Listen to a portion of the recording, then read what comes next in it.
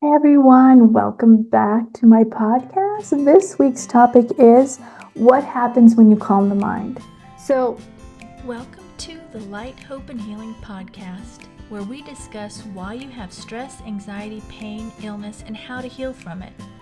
I am your host, Tracy Gohrick. My background is a healing coach, energy healer, spiritual mentor, intuitive, and channel.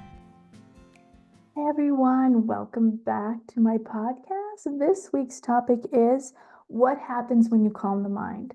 So, this one came up because I do just some stretching, little bit of stretching and yoga pretty much every morning to just loosen myself up. And what I noticed with that, if I wanted to do, gosh, and I can't think of what it is. It's the one, I'll just show you. It's the one where you stand here and you lift up the leg and you balance yourself, right? So what I've noticed with myself, in order to do that one, I have to have a calm mind. If my mind is racing, I am out of balance with it. I am totally out of balance and I tend to almost fall over when my mind's racing. But I notice when I calm my mind, I can hold it for a long time.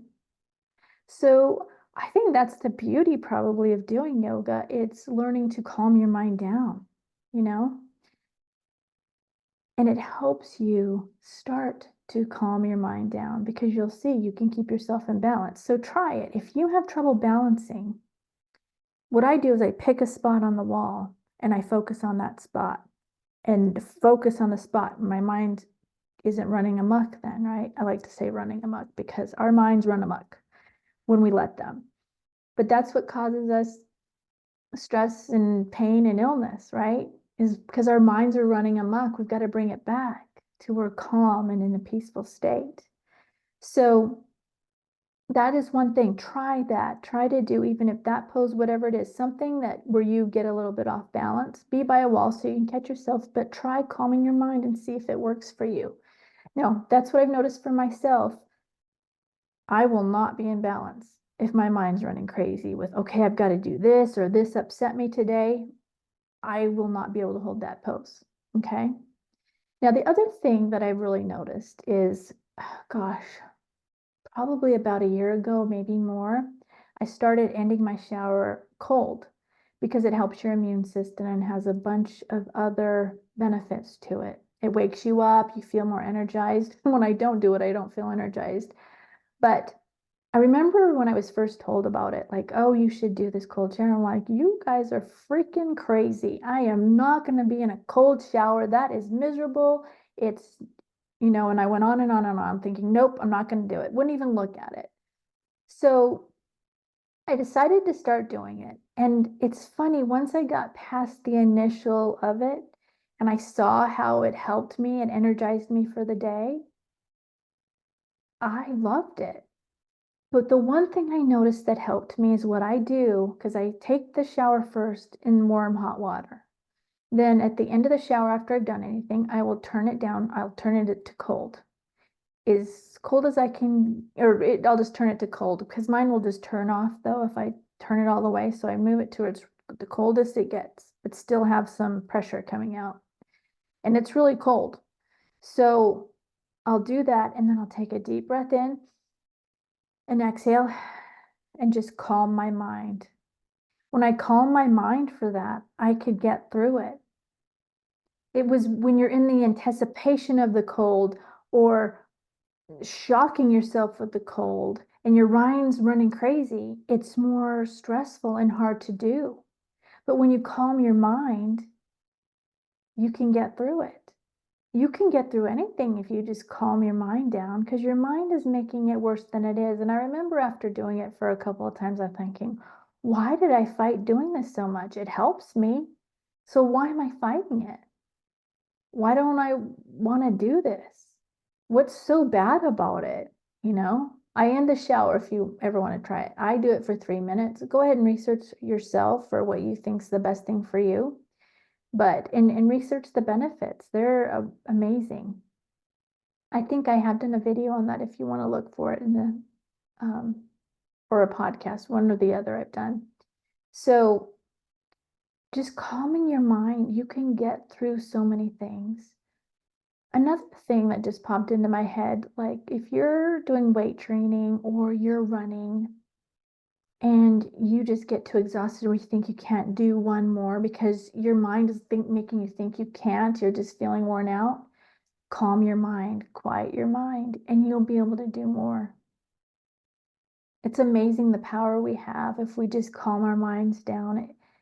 It can show up and help you in so many ways. I would love to hear ways that you think in below. Like, let me know in the comments. What is a way that you think would help by calming your mind? What can you do and get through by calming your mind? Because you really can get through anything if you just calm your mind. It's an amazing thing once you can see it and experience the benefits when you calm your mind. And another huge thing to calm your mind for is if you're having anxiety, if you're having a panic attack.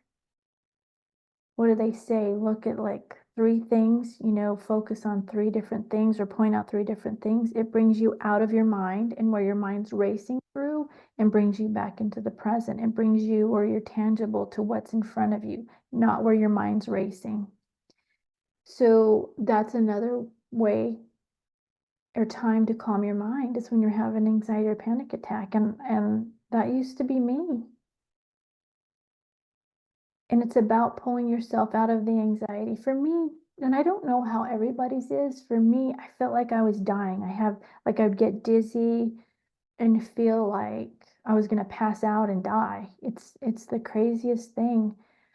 And what it was from was built up anxiety and stress that I had just pent up in my body. And then it would cause that. That's what I learned way later in life, even after I had healed it, when I wasn't having panic attacks anymore. But once I got it under control and understood where it was from, they went away.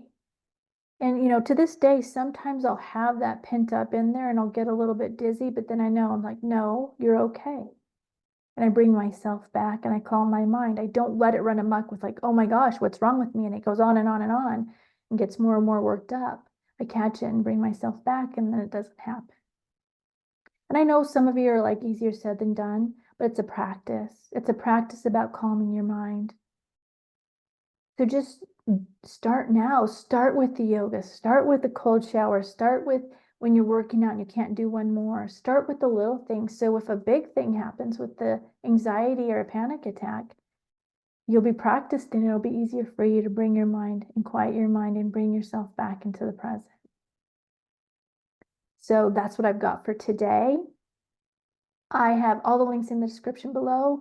If you want to connect with me, I also in the description below, I have a free healing meditation. Sign up for that and you will receive it in your email.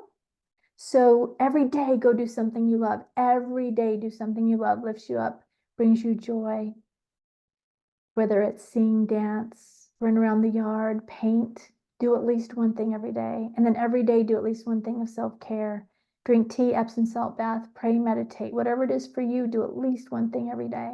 And then look for the good in everything. Look for the good in everything. And when you see something in someone that stands out to you, say it to them. Lift them up and you. And then finally, write 10 things you're grateful for. Do these things, and I promise you, you're going to see a difference in your life. So that's what I've got for today. I love you all, and I will see you soon. Bye.